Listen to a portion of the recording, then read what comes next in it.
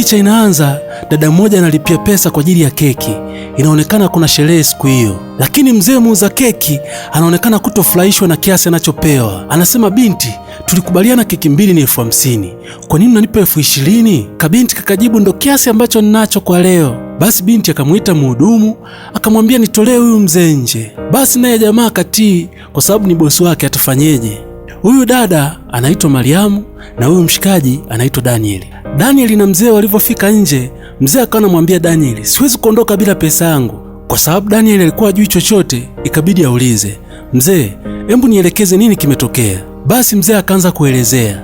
Binti alihitaji keki 2, lakini ametoka nje ya makubaliano. Tulikubaliana shilingi 50,000. Yeye anataka kunipa 20,000. Kwa nini? Basi Daniel akaanza kumshauri mzee, chukua hii pesa uondoke, maana meneja anaweza kufanyia kitu kibaya. Basi Daniel alijitahidi kumbembeleza mzee, akajaribu hadi kuongezea kiasi chake cha pesa, lakini mzee alikataa, akasema hiyo pesa iache. Akaondoka. Alimwahidi Daniel kwamba lakini nitarudi sasa hivi. Basi Daniel akarudi hotelini, lakini wakati yupo njiani anaingia hotelini pale, alikutana na dada mmoja, wakagongana kwa bahati mbaya. Basi Daniel akaanza kuomba radhi pale, lakini dada akasema, usijali, sio makosa yako. Alafu akamuuliza, wewe ni msaidizi wa meneja Mariamu? Jamaa akasema ndiyo. Basi binti akamuuliza, kwa nini umevaa nguo ya kazi leo wakati leo ni siku yangu muhimu, siku ya kuzaliwa? Daniel kabla hajajibu, Mariamu akajitokeza akamwambia Daniel, unafanya nini hapa na nimekupa kazi? Basi Mariamu na yule mdada wakaanza kusalimiana pale. Mariamu akasema, naona umewahi. Yule mdada akajibu, nimewahi kwa sababu kuna mtu muhimu natakiwa nionane naye siku ya leo hapa. Basi yule mdada akamwambia Daniel, itabidi ubadilishe nguo hizo, vae nguo zingine kwa sababu leo ni siku yangu ya muhimu. Afu mdada akaondoka, lakini Mariamu alibaki kwa nyuma na kumwambia Daniel, hakikisha haubadilishi mavazi kwa sababu wewe una kazi muhimu siku ya leo. Yule mdada aliyeondoka anaitwa Salome, anaonekana ndiye mmiliki wa hii kampuni na leo ni siku yake ya kuzaliwa. Basi tunamuona tena mzee amerudi pale ofisini. Meneja akamuona, akamuita Daniel, yule mzee anafanya nini pale? Si nilikwambia aondoke? Daniel akajibu, nilifanya hivyo. Akasema basi kamfukuze aondoke, akikataa mwekee hii bangili kwenye mfuko wake, halafu tutasema mwizi. Huyo dada ana roho mbaya kinoma. Basi Daniel alimfuata mzee na kumwambia, mzee, nikusaidie nini tena mzee wangu? Basi mzee akasema, sipo hapa kwa ajili ya kuleta shida, ila nimekuja kuonana na mtu muhimu sana hapa ndani. Mzee akamwangalia Daniel na kumwambia, unaonekana una mawenge sana, amekwambia ufanye nini yule? Daniel akawa na sita. Mzee akamwambia, hebu niambie kijana wangu, usijali. Basi Daniel ikabidi amwambie, nimeambiwa kwamba usipoondoka nikuwekee bangili hii kwenye mfuko uonekane wewe ni mwizi. Basi mzee bila kusita alimwambia Daniel, fanya kama ulivyoambiwa. Basi jamaa alifuata maelekezo, akamwekea bangili mzee kwenye mfuko. Basi mzee akawa anaingia pale hotelini, akakutana na Mariamu. Mariamu akamwambia, unafanya nini tena hapa wakati nimekuambia wewe uondoke? Basi mzee akamwambia Mariamu, nitaondoka hapa ukinipatia kiasi changu cha pesa jinsi tulivyokubaliana.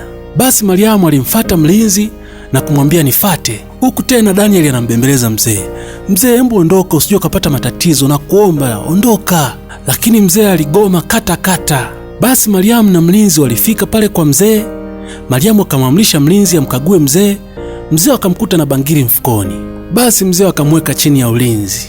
Basi walivyofika kule sehemu walikomhifadhi mzee akaanza kumuuliza mlinzi, unasema mimi ni mwizi kwa ushahidi gani? Mlinzi akasema, mimi nimeambiwa kwamba umeiba bangili na kweli bangili nimeikuta mfukoni kwako.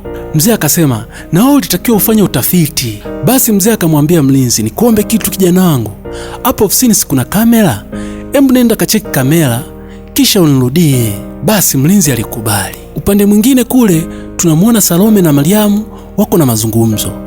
Salome anasema, nimepata malalamiko mengi sana juu yako na nimeyapata kwa watu tofauti, na kuna mwingine anasema ulimchaji hela ili ahudhurie kwenye hii sherehe wakati hii sherehe ni bure. Basi Mariamu akawa anajitetea, itakuwa basi alinielewa vibaya, sikuwa na maana hiyo. Wakati Mariamu anajitetea kwa Salome, Daniel akajitokeza. Bosi Salome akaanza kumwambia Daniel, kuna vitu anavifanya huyu bosi wako mimi nashindwa kuvielewa, nataka nikuambie mbele yake ili na wewe uvijue, maana anaenda kinyume na sheria za ofisi yetu. Basi wakati wanajadili, ghafla mlinzi akatokea na kumwambia Mariamu, naomba unifuate twende ukaone. Mariamu akasema, kwa nini usisubirie?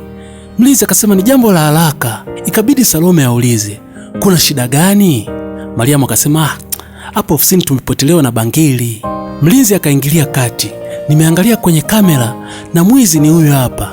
Akamnyoshea Danieli, maana Danieli si ndio alimwekea mzee bangili kwenye mfuko. Basi Danieli akakamatwa.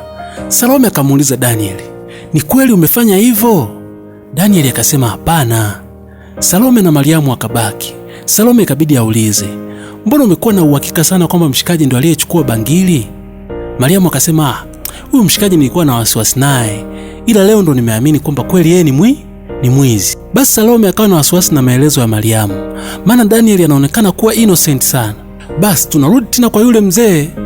Wakina Danieli na mlinzi wakafika. Mlinzi akamwambia yule mzee, unaweza kaenda sasa, maana mtuhumiwa ndo huyu hapa. Si ulikuwa unataka ushahidi wa kwenye kamera? Kamera zimeonyesha kwamba mwizi ni huyu. Mzee akamwambia Danieli, ni muda wako wa kusema ukweli sasa. Danieli akasema, hata nikisema ukweli nani ataniamini? Mzee akasema, mimi nitakuamini. Danieli akasema, mzee bwana, mimi nataka haya mambo yaishe, achana nayo. Basi mzee akaondoka. Mzee moja kwa moja alienda kwenye ukumbi ambako sherehe inafanyika. Meneja Mariamu akamkuta, akamwambia, mzee unafanya nini tena hapa? Si nimekuambia hii sherehe ni ya watu maalum. Mzee akasema, kwenye hii sherehe nimealikwa, maana Salome mmiliki wa hii kampuni ni mtoto wangu. Basi Mariamu alishindwa kumwelewa mzee, akahisi kama mzee amechanganyikiwa, akaanza kupigania kumtoa nje pale. Mariamu anapopambania kumtoa mzee nje, kwa bahati nzuri au mbaya, Salome akatokea, akamwita baba, naye mzee akasema, mtoto wangu. Basi mzee alifurahi sana kumuona mtoto wake, maana hapo ofisini figisu zilikuwa nyingi, kukutana naye ilikuwa ni shida. Basi Salome akamuuliza Mariamu, ulikuwa unamtoa nje mzee wangu? Salome akaanza kujitetea pale, sikujua kwamba ni baba yako. Salome akasema, ila unajua kwamba ni mwanadamu na hicho ulichokifanya ni unyanyasaji Mariamu. Basi mzee akadakia, akasema, huyu mwanamke nilimletea keki 2, akawa ananipa kiasi kidogo. Pale anapodai haki yangu alinisingizia kuwa mimi ni mwizi. Salome akasema, kwa hiyo yule kijana hana hatia? Mzee akasema ndiyo. Salome akamuita mlinzi, akasema, hebu kaniletee yule kijana uliyempeleka kule. Basi Danieli baada ya kuletwa pale, Salome aliuliza, ni kweli uliambiwa kwamba umwekee bangili huyu mzee? Danieli akasema ndiyo. Basi Salome alimwambia Mariamu, kuanzia leo nimekuachisha kazi na usikanyage tena hapo ofisini. Ukija kukanyaga takuitia polisi. Basi mzee akaanza kumwambia Danieli pale, umeona kwamba ukweli umekuweka huru. Basi Danieli aliendelea na kazi na movie yetu inaishia hapa. Usisahau kusubscribe, kulike na kucomment. Hakikisha una turn on notification. Na msimuliaji wako naitwa Baba TZ.